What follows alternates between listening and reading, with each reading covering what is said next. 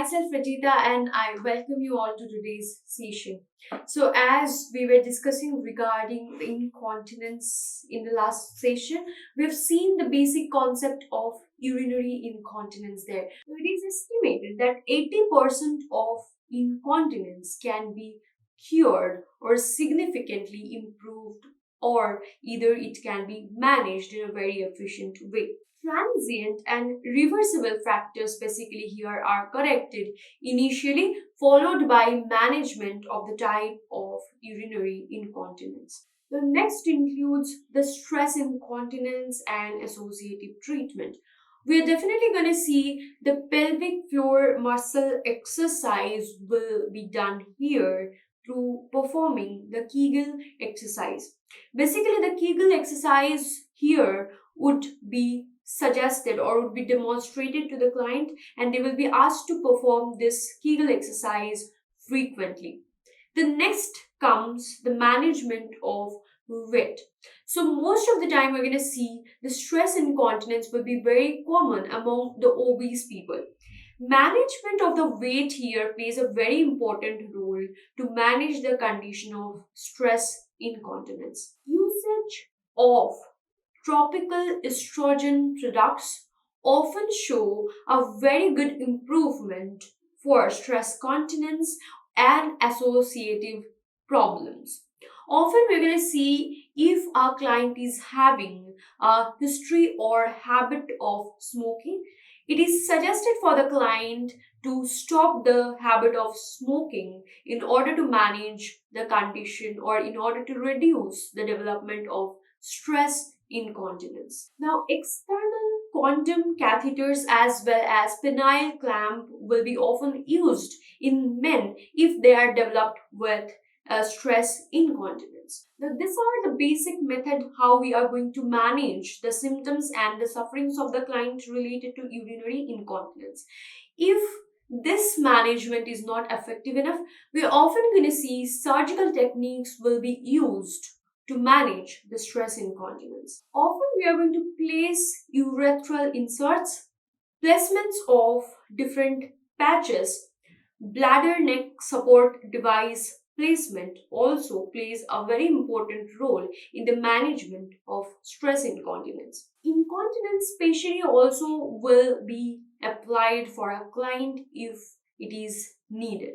So, as we have learned about the basic management procedure of stress incontinence, now we are going to learn about the collaborative care of urge incontinence. So, first and foremost, the urge incontinence need the treatment of the underlying causes. So, treating the disease which is causing the urge incontinence often will be showing a very good improvement among the client. Biobehavioral interventions for incontinence also plays a very important role in the management. Now, biobehavioral intervention includes the bladder training with urge suppression.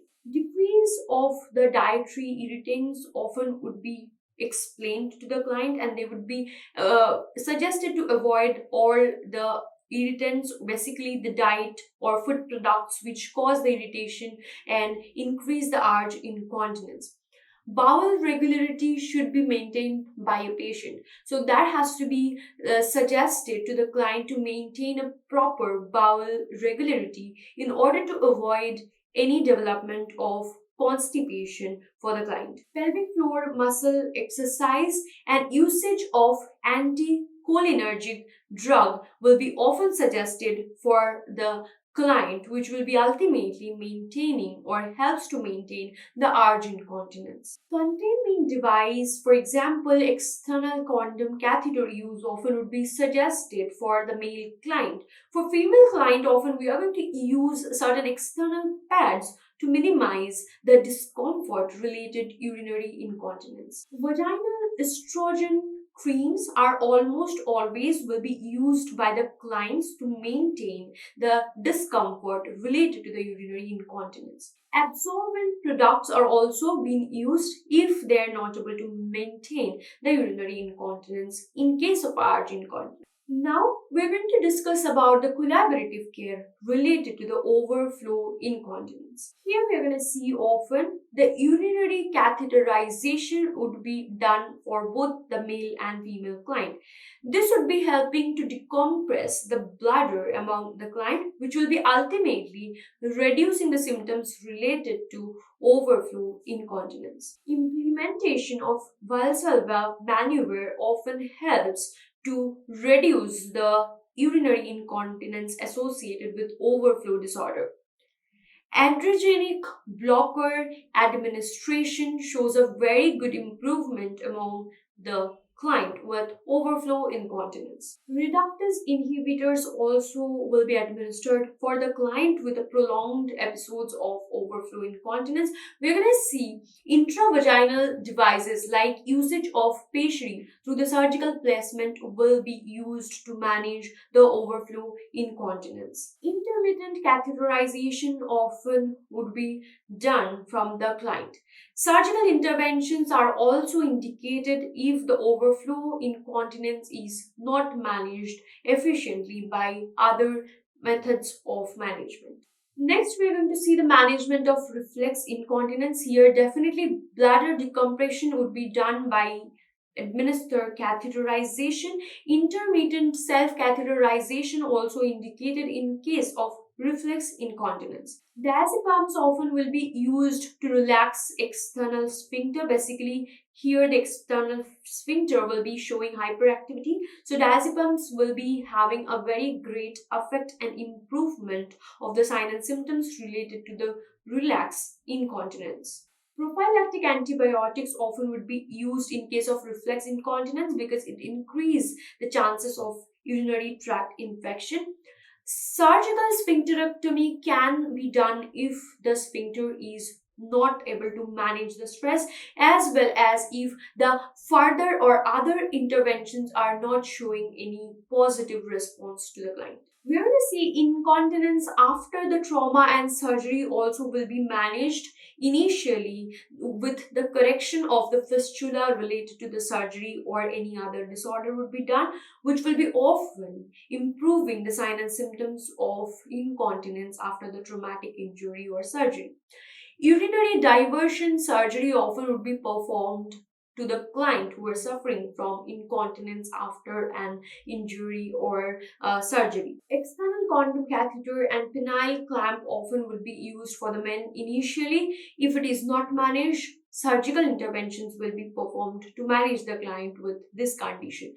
Placement of artificial implantable sphincter in the bladder neck often would be used to manage this incontinence. Functional incontinence often would be managed with modification of the environmental factors and care plans which facilitates a regular and easy access to the toilet.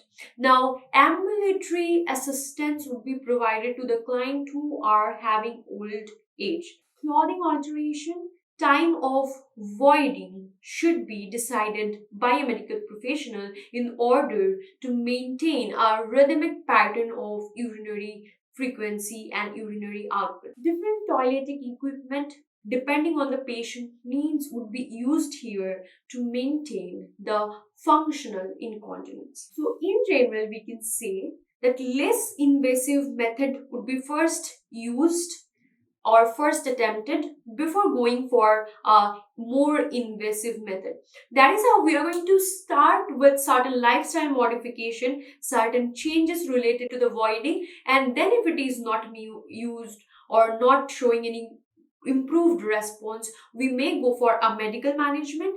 Then also if it is not used or not useful for the managing the client with incontinence, we may go for a surgical interventions. But the choice of treatment with the incontinence definitely would be depends on the client's preference, the type and the severity of the urinary incontinence, and associative anatomic or physiological defects. So we are going to see now about the medical management. What are the medicines or the chemical agents which will be often used to minimize the symptoms and suffering related to the condition of urinary incontinence. Often we are going to see the muscarinic receptor antagonist or anticholinergic drugs will be used, which is generally helps to reduce the overreactive bladder contraction. The next comes the alpha adrenergic antagonist. These are also widely used drugs which reduce the urethral sphincter resistance to the urinary overflow. That is how the alpha adrenergic antagonist is going to manage the symptoms of urinary incontinence. In the same way, the alpha adrenergic agonist will be increasing the urethral resistance. That is how it is going to stop or it is going to control the incontinence among the client. The beta adrenergic agonist, tricyclic depression, calcium channel blocker, as well as certain hormonal therapies also show a very good improvement and management of the sign and symptoms associated with urinary incontinence. Other therapies often includes the behavioral therapies, pelvic floor muscle exercise training will be used to manage the client with urinary incontinence. We're going to see biofeedback or the usage of biofeedback method plays here a very vital role to manage the client, as well as lastly we will be considering invasive surgical techniques if the client is not managed with behavioral techniques, pelvic floor muscle exercise, medication use, or the usage of biofeedback method. The behavioral therapies includes the lifestyle modification, self-management strategies to reduce or eliminate the risk factors would be suggested to the high-risk population for the urinary incontinence development. Smoking cessation, wet reduction, good bowel practice is suggested to the client with high risk. Reduction of bowel or bladder irritants, example, the usage of excessive caffeine, sweeteners, even citrus juice often will be suggested to avoided by the client. Fluid modification for those who are developed with arch incontinence plays a very important role in the managing the symptoms of arch incontinence. Scheduled voiding regimen would be followed or would be suggested to the client to manage the symptoms of the urinary incontinence. Time voiding, that is the toileting on a fixed schedule and time, would be suggested to the client. Habit retraining, that is scheduling toileting with the adjustment of the voiding intervals based on the client's voiding pattern, would be taught to the client to manage the suffering related to urinary incontinence. Prompt voiding often would be suggested to the client, which will be used in conjunction with operant conditioning to reward the individual for maintaining a consistency for a particular time duration. Bladder retaining and urge suppression techniques would be demonstrated to the client in order to manage the symptoms associated with urinary incontinence. The pelvic floor muscle training also would be demonstrated to the client. This basically includes the exercise, that is Kegel exercise will be suggested to the client. Vaginal wet training would be provided or would be demonstrated to the client. Biofeedback also would be used to manage the symptoms associated with urinary incontinence. Here we are going to see that even electrical stimulation sometimes would be used, that is basically used to inhibit the bladder overreactivity and improve the awareness, the contractility, the efficiency of pelvic muscles contraction. Next, we're going to read about the surgical techniques that are generally would be used for the client. It includes repositioning of the urethra or the other associative organs if there is any displacement. The next includes augmentation of the urethral resistance of the intrinsic sphincter with a sling or parurethral injectables. We're going to use the retropubic colposusception in order to manage the urinary incontinence often. Pubovaginal sling placement would be done through an invasive method, which plays a very important role in managing the sphincter disability to control the urination among the client. Suburethral ring placement also would be done. Here we are going to see the usage of person's own fascia or maybe synthetic material or cadaveric fascia also would be used to place the urethral sling. So next we're going to see the artificial urethral sphincter also can be placed by surgical technique in order to manage the symptoms among the client associated with urinary incontinence. Anti-incontinence devices which are very commonly used in case of the management of urinary incontinence includes intravaginal support devices. It includes the pessaries, the bladder neck support prosthesis.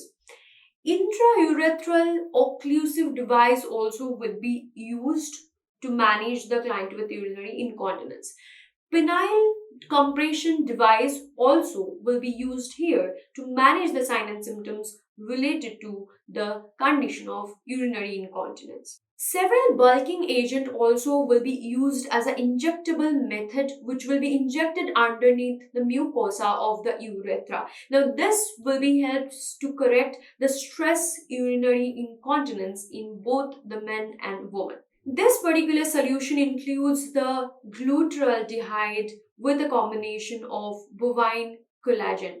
We are going to see the use of small silicone beads also would be placed with a surgical intervention to manage the symptoms of urinary incontinence. Injecting autologous stem cells into the rhabdosphincter as well as to the urethral submucosa of women is recently experimented therapy which have shown a good improvement in the urinary incontinence. This technique increases the urethral closure pressure as well as periurethral electromyography activity. So that is how it is going to manage the symptoms associated with urinary incontinence. So as we have studied about the medical management, the surgical management and collaborative care, now we are going to focus on the nursing management for the client with urinary incontinence. So it is very important to recognize the physical and the emotional problem associated with urinary incontinence.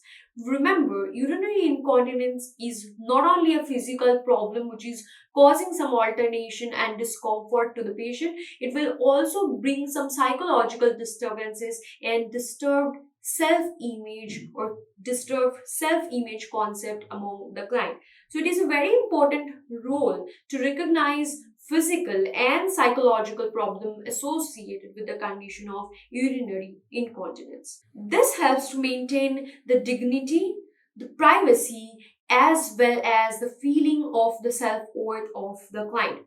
It basically includes a two-step approach by a nurse to manage a client with urinary incontinence that includes usage of a particular containment device to manage the existing urinary leakage if it is not corrected with a surgical or medical management. The second plan is to definitive plan to reduce or to resolve the factors which is aggravating or causing the urinary incontinence. Nursing implementation often includes the explanation to the client regarding the disease condition and the problems which are lying behind the development of this condition of urinary incontinence. Explanation should be done to the client as well as to the caregiver related to the rationale behind the planned treatment and medical regimen. As a nurse, we need to teach the client related to the promotive health measure which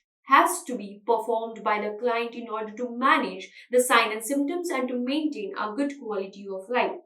Here, generally, pelvic floor exercise would be suggested to the client to perform. We will be definitely assessing the client to get recovered early from the surgical management if it has been done. So early ambulation, a proper dietary intake, a proper fluid balance maintenance, and pacing of the activity and rest episodes should be ensured by a nurse. Clients should be taught regarding the fluid electrolyte balance maintenance, which will be often more likely to getting disturbed because of the urinary incontinence and its related fluid leakage. The next one is intake output chart has to be maintained. So when a person is in a clinical setup, it is a nurse's role to maintain their intake output chart, their type of frequency of the leakage and the consistency of it.